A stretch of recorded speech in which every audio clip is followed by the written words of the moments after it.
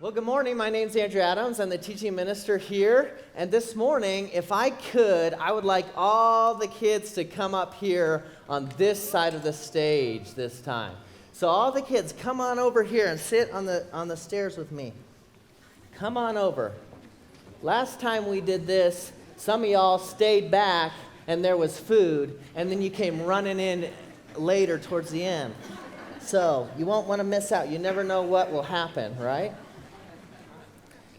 Oh man, we got a lot today. Can we all scoot over? We still got people coming down. So let's all scoot down a little bit so we can all get in here. There's a lot of kids today. How great is that?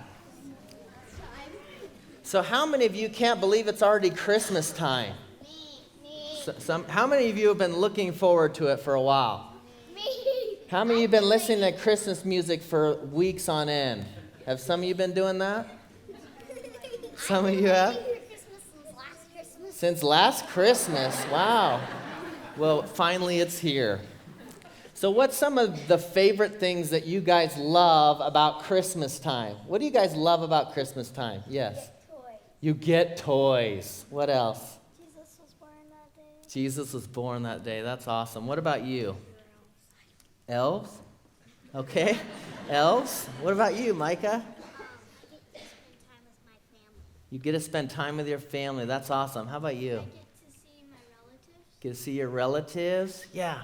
Go skiing. Go skiing. I get to give gifts. Get to give gifts. Those are all great things. There's probably a lot more things, right, that we could come up with that we love about Christmas time. But some of you said presents, didn't you?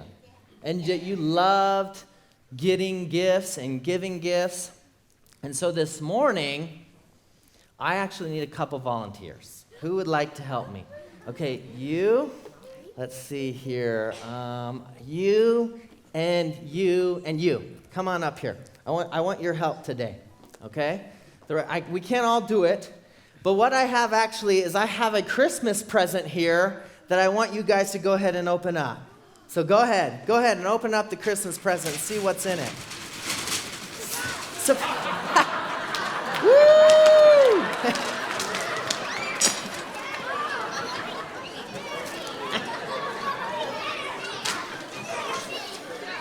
Woo! Awesome.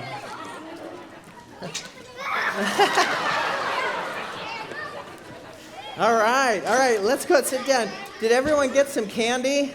So everyone got something? Have you ever seen a present like that where someone jumps out like that? No? That was something else, huh? Okay, everybody can get some candy and sit down. So one of the things that's... Okay, hey, I promise there's plenty of candy to go around and you can barter and trade all you want during my sermon. Actually, no, don't. Okay, hey, guys, everybody look up here. Let me have your attention for a little bit. So, why do you think we give gifts at Christmas time? Why do we do that? Because it's nice? What do you think? To make other people feel good? Yes. Okay, we're being thankful? Yes. To represent the gift of Jesus. Yes, that's good. Excellent. What were you going to say? Also, that the wise men gave the gifts. Yes, excellent. So that's all good. So why we do that, why we share gifts, is because God shared with us the greatest gift of all, didn't he? And what was that gift that he shared with us? Jesus, right? And so what God did was when he gave us a present, it wasn't like candy that you eat and then it's gone. It wasn't like your toys, where sometimes what do your toys do after a while? They get lost, they break, they're no fun to play with anymore because you always want something new and different, right? And then that gets boring, and then that gets boring. Yes, that's very true. And so when it comes to God giving us a gift, he doesn't give us a gift that breaks. He doesn't give us a gift that goes away. He doesn't give us a gift that gets boring. Because what God gives is not material things, but God gave us a person. And that person was Jesus. And so Jesus is the person is the reason why we give gifts, because God gave us the greatest gift of Jesus, his son. So when you have your presents and enjoy the candy and all the excitement of Christmas, I want you to remember the reason why we do that and we give gifts is we mimic God, who gave us the greatest gift of all, which was Jesus. And Jesus is a person that will never leave you, never break down, and never become boring. So that's just kind of what I want to encourage you and share with you. So you can all go to your seats and have a Merry Christmas. Enjoy it.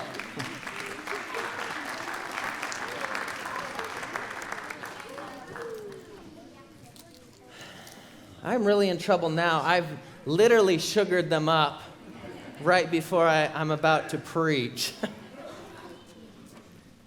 I mean, I'll let your parents determine how many you can have during my sermon, so. I saw kids with just handfuls of them. So this morning we want to start out. Can you believe that it's already Christmas? It feels like it's come early with Thanksgiving right around the corner. But here we are starting off the first Sunday of Advent. And so this year I wanted to focus on some of the women of Advent and seeing Advent in a new, fresh light through these women who were around during the time of Advent. And the first one that I want to talk to you about today is Rachel.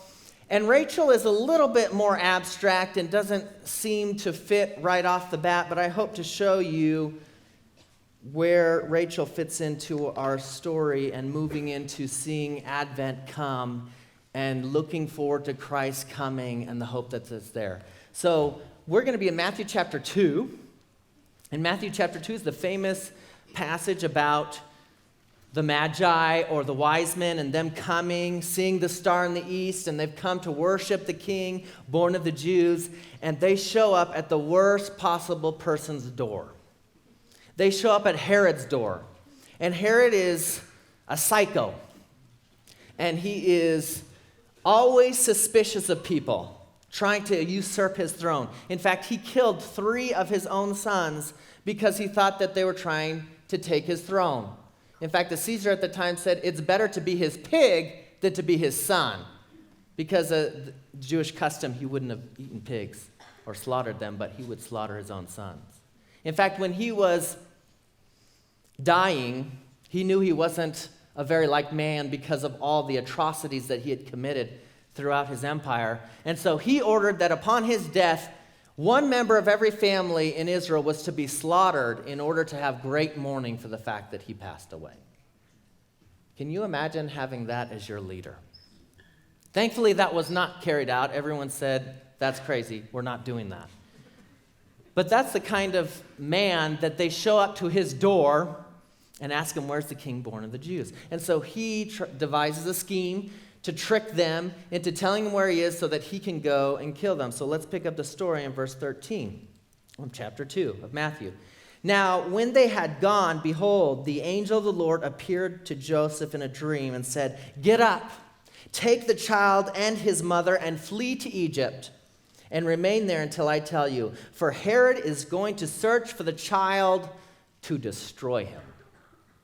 So Joseph got up, and he took the child and his mother while it was still night and left for Egypt. And he remained there until the death of Herod. This was to fulfill what was spoken by the Lord through the prophet. Out of Egypt I have called my son.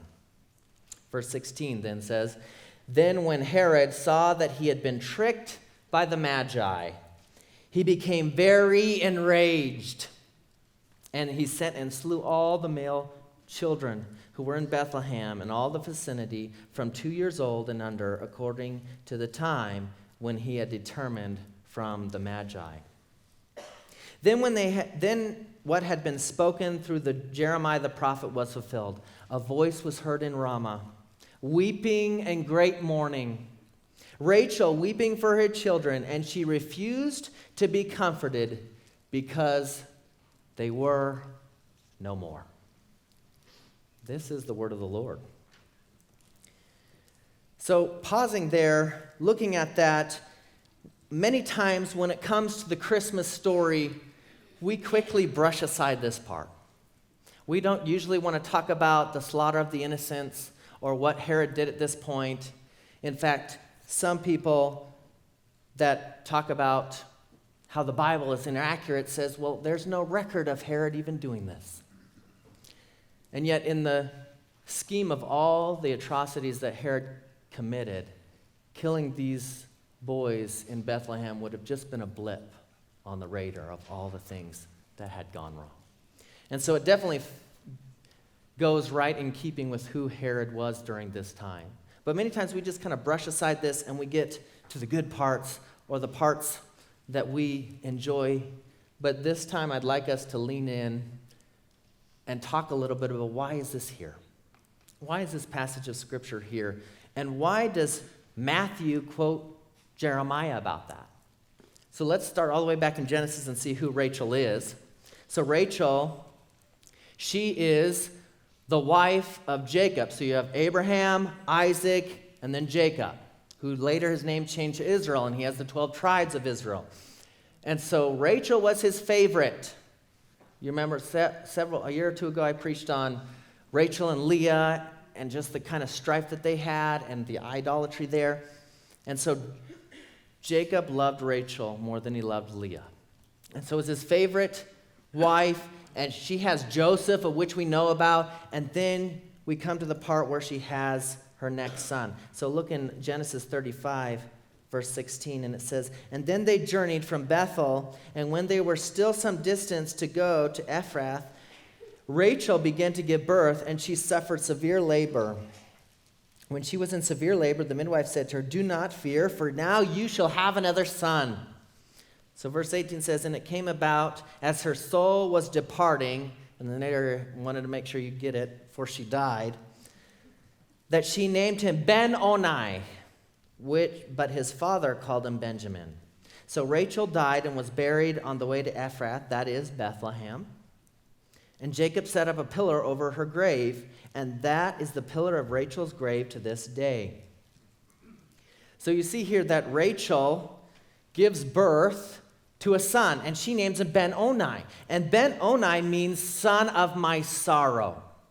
So you can imagine the weeping that went on, the sorrow that she has, that she even names her son, of whom she dies to give birth, Ben-Oni. And then Jacob doesn't do a very good job of honoring her last wish, and he changes her name to Benjamin, which means son of my right hand, or son of the south. Ashley, you will know the Hebrew on all that. It depends on how you translate it. And so he comes into this world, and Rachel dies, and she's buried there in Bethlehem. And then later on, you see in chapter 37, verses 34, Jacob tore his clothes and put on sackcloth and loin and mourned many days for his son. Remember Joseph? He had the coat of many colors, nana, nana, boo, boo. Right? And they throw him in the pit, and then he gets sold into Egypt, and he goes into exile there, and they tell him that he's been killed. And so this is how Jacob responds. Verse 35, "Then all of his sons and all of his daughters arose to comfort him. But catch this, but he refused to be comforted. And he said, 'Surely I will go down to Sheol in mourning for my son, so his father wept for him.'" So you see here at the very beginning, Rachel weeps, Jacob weeps and refuses to be comforted because he thinks that his son is no more, exiled to Egypt. And then we have Jesus, who eventually becomes exiled to Egypt as well. So then, turning over to Jeremiah 31, Jeremiah picks this up, and he uses Rachel in Jeremiah 31:15. He says, "Thus says the Lord, a voice is heard in Ramah, lamentation and bitter weeping. Rachel is weeping for her children. She refuses to be comforted for her children because they are no more." So here, Jeremiah the prophet, he picks up on Rachel and chooses to use her as a symbol of all of Israel and the mothers of Israel. And so what happened during the time of Jeremiah was the Babylonians came to punish and capture the Israelites, and God was using that as a punishment through the Babylonians. And so Ramah was the launching point to take them back to Babylon. And so The picture here is all these women, and Rachel is the symbol of this, of these women weeping in Ramah and watching their sons being carried off into exile to never see them again. And so look at the next verse. It says, "Thus says the Lord, restrain your voice from weeping and your eyes from tears, for your work will be rewarded, declares the Lord, and they will return from the land of the enemy." Verse 17.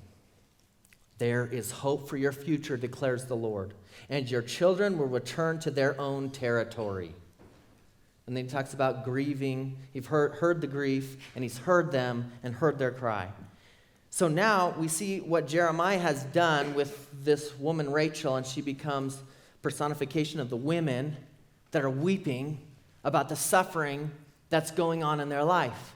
And so then Matthew picks it up in chapter 2, and he pulls from that prophecy, and he says, look what happened in Bethlehem. That's the place where Rachel was buried. And so now Rachel, being the symbol of the women, are now weeping for their children because they are no more. Because Herod marched in there with his soldiers and killed all of the children 2 years old and under that were male. And so if you're reading this in the New Testament, and you're reading Matthew say this, you know what Jeremiah says 2 verses later, that there's hope, that your children will come back to you. But how does this apply here?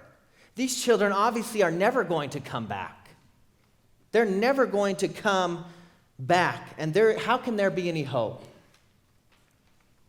And I think Matthew deals with that and wants, by this advent of Christmas, to show how Christ really is the hope when it comes to evil and suffering in the world.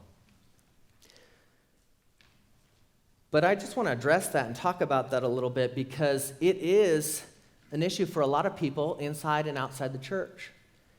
And it's one of the reasons a lot of people stay away from the church, because of the argument that they say, now the Bible says that God is all-powerful and all good, and evil exists. So therefore, God must not exist if evil does. Because either God exists and he's not powerful enough to stop evil, so he's good but not all-powerful, or he's all-powerful and can stop it, but you cannot say he's good because he refuses to do so. Pretty formidable argument, isn't it? And it has been something that the church has struggled with for a very long time, of being able to think through this. Now, I'm not going to attempt to solve that problem here in the 40 minutes to preach, something that the church has struggled with for thousands of years, but I do want to talk a little bit about this and help us to just walk deeper into understanding a little bit more about how God really can be good and all-powerful, and yet there still be evil in this world. So one of the ways that many times people throughout the centuries have tried to deal with this issue, because you see you're sitting there with your child dead, like in Bethlehem, and you have to wonder, where is God? What is going on? How can he allow this to happen? And so there's been many different ways of trying to understand this and figure this out, and they're called theodicies. They're trying to give a reason for why God allows the evil that's in this world. So I'm just going to mention 3. There's many more, but I'm just going to mention 3 so you kind of have an understanding of what I'm talking about. The first one was in the 2nd century with Irenaeus, the church father, and he talked about what was called the soul-making theodicy. And this was the one where the reason that God allows suffering and evil in this world is so that we will be able to find God, and so that we will be able to grow spiritually, and so that we will be able to be more formed through him. And so they're always quick to say that God's not actually the cause of evil, but allows it in your life in order to grow you in your soul. Now, with this theodicy, there's a little bit of a problem, because what about the children? Would they die? And what about the fact that some bad souls don't seem to suffer at all, And yet the good souls that don't seem to need as much suffering continue to end up having suffering upon suffering. And so it does seem a little bit weak. And then you have the natural law theodicy, which C.S. Lewis advocated for this in The Problem of Pain. And this is the one where when you break God has put everything in natural order. And when you break that natural order, when you break those laws, they rebound back on you. And so suffering happens when we break the natural law and the natural order that goes on.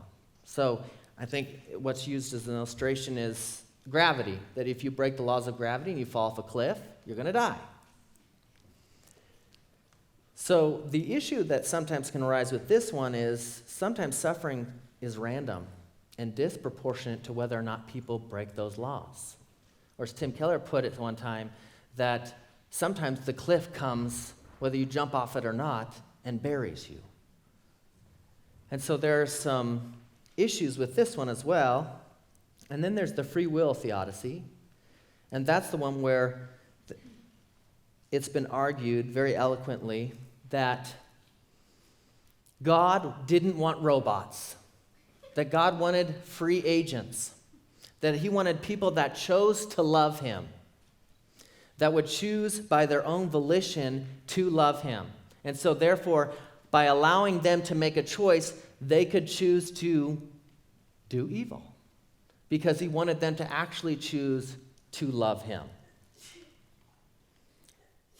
And so this is one that many times is talked about, and I think there might be some truth to some of these theodicies, but there's also weakness to it too, isn't there?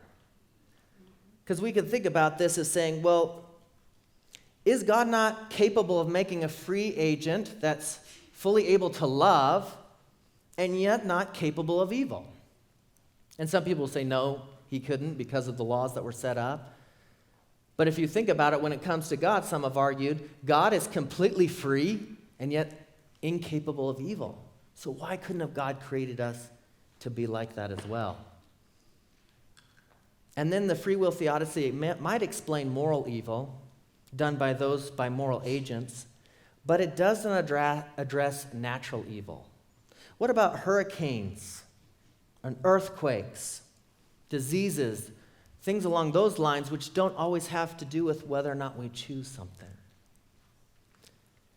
And so I like what Alvin Plantinga says about this, a philosopher. He says, I must say that most attempts to explain why God permits evil, theodicies, as we may call them, strike me as tepid, shallow, and ultimately frivolous. So he has a pretty harsh tone with theodicies, and I think when even talking about some of these, some of them say, yeah, you could see some elements of this to be true, and some of it doesn't always seem to work out. But I think what Plantinga is trying to say is that we as Christians should instead mount a defense than to try to make an argument for why God allows evil in this world. Because of this, just because you don't see a reason does not mean that there isn't a reason for suffering. And sometimes that's hard for us to wrap our minds around because we want to be able to figure it out. And we want to use our rationale and try to understand the transcendent, beginningless, all-powerful, all-knowing God and try to figure out why is it that you would allow suffering. And many people say, because I can't figure out a good reason for why suffering exists, therefore either God doesn't exist or he's not who he says he is. Or there is the possibility that God has a reason that he may not reveal to us of why he chooses to allow evil in this world. In the same way with Job. He never explains to Job, even though we see some of what's going on behind, he never fully reveals it to them. So Plantinga would say, don't formulate theodicies, but rather mount a defense. And so a defense shies away from telling people the whole story that demonstrates what God's purpose is in suffering for evil. Instead, it seeks to prove the argument against God that he doesn't exist because of evil and that actually falls flat. And then it's up to the skeptic to try to convince you otherwise. So a defense shows the existence of evil does not mean God can't or is unlikely to exist. So there is a good, omnipotent God, and there is evil in this world. And it is not a direct contradiction. It's up to the skeptic to make a compelling argument that they actually do contradict each other. So I think what we should do as Christians is be able to hold that tension together and mount a defense that just because evil exists does not mean that there can also be an all-powerful, all-knowing, all-wise, transcendent, beginningless God. And so I know this is kind of heady, some of this stuff in the mind, and a lot of times where we deal with suffering is in our hearts, don't we? In fact, some people say, I just can't believe in a God who would allow that. I can't believe in a God who would allow children to be killed in Bethlehem. And so when someone says a statement like that, you almost say that God is somehow complicit in evil. And one of the things that we have to understand, even when saying something like, I just can't understand why God would allow that, there's some moral indignation in us, where we have these feelings morally of what's right and what's wrong, and even what's repulsive, like in our story today. And if there is no God, where does this come from? This is called the moral argument. So what secularists will say is, well, these moral feelings come from evolution and my DNA and how it was structured, and therefore this is what was passed down through our ancestors to survive. And even if you accept that argument, it does not explain moral obligation. How then can you tell someone else what is right and wrong based on your own DNA or what had happened with your ancestors? How can you go then and say, this is wrong and this is right? What is your basis for that? And I think even the indignation that we have towards evil is a proof that God does exist, that He is the one who has placed in our hearts that morality, that sense of what is right and what's wrong. Because otherwise it's left open to anyone to interpret what is right and what's wrong. And so I think when it comes to suffering, we a lot of times, when it comes to evil and difficulties in our life, we see suffering a lot of times like karma, where its proportion to the suffering is equal to the proportion of which the sin that we've done in our lives. And haven't we all felt that way? That sometimes when we've been going through difficulty and hardship and suffering, that immediately your mind and your hearts don't always match up. You might think right here, good theology, and you know what's right, but your heart is just like, God, are you punishing me? What did I do wrong? And we can easily start to slip into that karma mentality that if I do the right things, then God's not going to allow suffering or difficulty or harshness in my life. But look at our story today. What did the babies do? What karma were they a part of that allowed this to happen? Or look at Job. He was a righteous man. So I want to read you a quote from Tim Keller. He says, we can be fully accepted and counted legally righteous in God's sight through faith in Christ, solely by free grace. And to understand and grasp this is to finally know freedom from crushing burden of proving yourself to society, family, other people, or even to yourself. It means freedom from fear of the future, from anxiety about where you're going to spend eternity. It is the most liberating idea possible, and it ultimately enables you to face all suffering, knowing that because of the cross, God is absolutely for you, and that because of the resurrection, everything will be all right in the end. I just love that quote. He's saying, if you really truly understand the free grace of God, that you don't have to worry about this karma or what you've done or what's going on in my life, that suffering, when it comes, we don't have to see it as I've been doing this or I haven't been doing that, but that God is absolutely for us. And because He was willing to go through suffering on the cross, He will make it right in the end. Because the uncertainty and the insecurity of being saved by our virtue, by the state of our hearts, or by our good works is absolutely crushing, and it's crippling in our life. And suffering dispels that illusion, doesn't it? That we can have the strength, the competence, the understanding to rule our own lives and to save ourselves. Because when suffering comes, we realize we really aren't in control. We really cannot save ourselves. We cannot do the right things to make the stars align so the gods will do what we want. So to trust God when we do not understand him is to treat him as God. When we expect God to work in a certain way, even in the midst of suffering, we're the ones who think we know better than God. And we have idols that we seek after instead of God. And I think of a good way to illustrate this was through Elisabeth Elliot. She's a missionary to the Indians in Ecuador, and her husband, Jim Elliot, was killed doing mission work there. And so she wrote a book called No Graven Image. And in it, she talked about Margaret Sparhawk, and she had dedicated her life to translating the Bible for remote tribes whose languages had not yet been written. And so when she began her work, she found this guy named Pedro. And Pedro knew Spanish, he knew the dialogue, and she began to do translation work with him. And so she was feeling grateful about this. She was talking to the Lord about finding this man and how the mission work will continue on because of Pedro. So finally she arrives at Pedro's home and discovers that he has an infection, painful wound in his leg. As part of her duties, Margaret provides ordinary medical care, and therefore she has a syringe and penicillin. Pedro asks for the injection, and she gives it to him. And then suddenly he becomes deathly allergic to the penicillin. The entire family gathers around in tears as he lies convulsing. "Can't you see he's dying?" his wife Rosa cries out. "You killed him."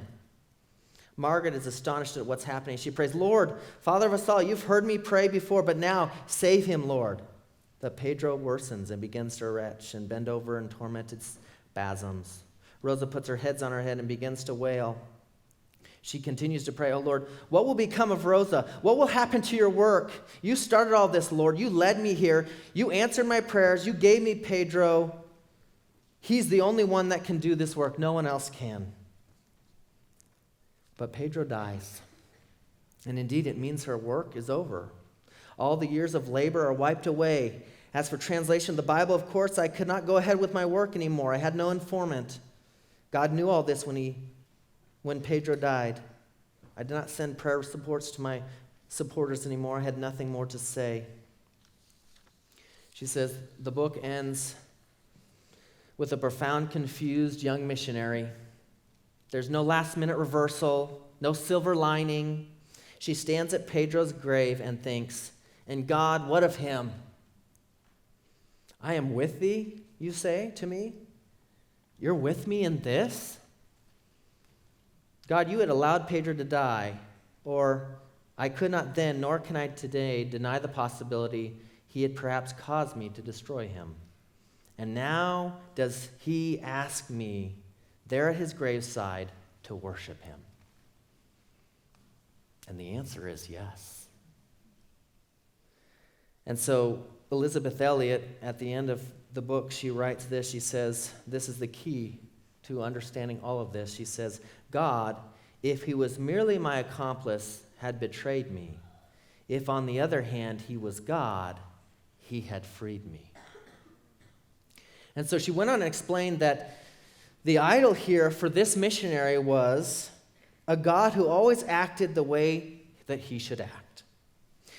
He was a God that supported my plans of how mission work should go, how ministry should go, what should happen in the church, how things should happen and go in this world. And so God is our accomplice, someone who just relates to us as long as he does what we want him to do. And if something changes, we want to fire him or unfriend him or find somebody else to be acquainted with because he's insubordinate, incompetent, or didn't go with the plans that we wanted. But in the end, Margaret realizes that the demise of her plans had shattered her false god. And now, for the first time ever, she was free to worship the true God. not a God of her own making, not a God of what she expected to have happen. And part of the way that she came to that realization was through deep suffering. Christian Becker, he was also a man that suffered greatly in Nazi Germany in one of the work camps that he was in. And he wrote a book afterwards called Suffering and Hope, The Biblical Vision and the Human Predicament. And in the book, he says that the Christian hope of the resurrection and renewal of the world enables us to view, and this is his quote, the present power of death in terms of its empty future and therefore in the knowledge of its sure defeat. And so he was able to say, in the darkest, most difficult suffering times that he experienced, that death is surely going to be defeated. That its future is actually empty. And because of the cross and the resurrection, he knew that this would be true.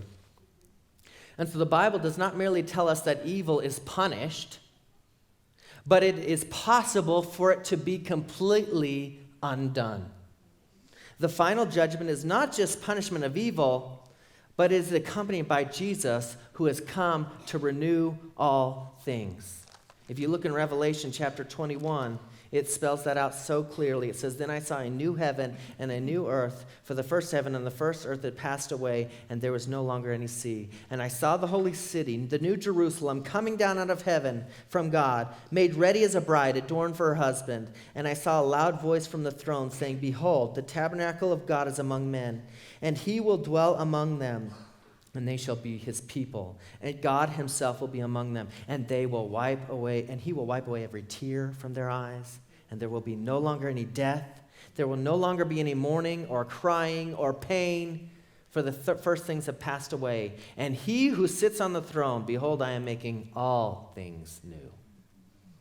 And that is our hope. That is the hope that we have in the midst of the death of these children, in the midst of suffering and evil in this world, is that we have hope. At this time of year, the advent of Christ coming has dawned. The people who have walked in darkness have seen a great light.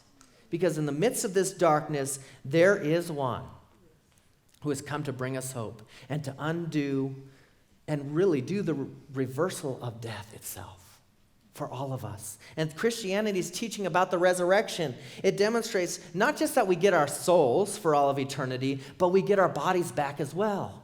And not just the way that they were, better, more improved, the way that they were originally supposed to be. And so Jesus saves us through suffering and pain himself. This is the way that God chooses to end evil without ending us as well. And so he knows suffering, not just in the way he knows everything, but as D.A. Carson says, experientially. That Christ came down as a baby to live amongst peasants and not in the wealth and glory that he experienced, and then lived his whole life and died and suffered for us. And even though there's not a full explanation, understanding for why God allows suffering in this world, the answer can't be he allows evil not because he doesn't love you, not because he doesn't care about you, not because he's not willing to go to the greatest lengths from a child in a manger all the way to the cross and suffer for you. That can't be the reason, just because he isn't all good or all powerful, of why he allows suffering. Not when you look at Jesus. If you guys are familiar with operas, which I don't think many of us here are in Midland, Texas. But in operas, there's what's called the aria. And the aria is a sad, moving solo where the character turns something sorrowful and hardship in their life and turns it into something beautiful. And so as I was reading about this, I read about this psychologist talk to this man. He doesn't give his real name. But he had gone through great suffering in his life.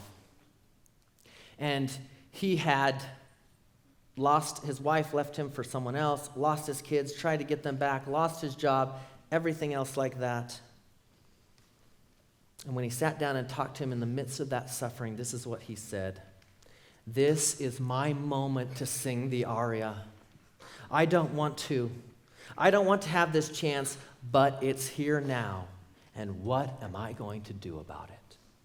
Am I going to rise to the occasion?